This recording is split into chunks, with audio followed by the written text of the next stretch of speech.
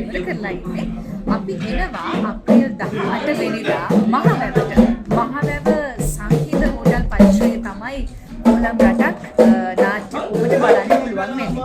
ජිනක පද්මශ්‍රී බණ්ඩාරගේ කොළඹ රට වෙනස්ම මූඩුවරක් ගත්තු නාට්‍යයක්.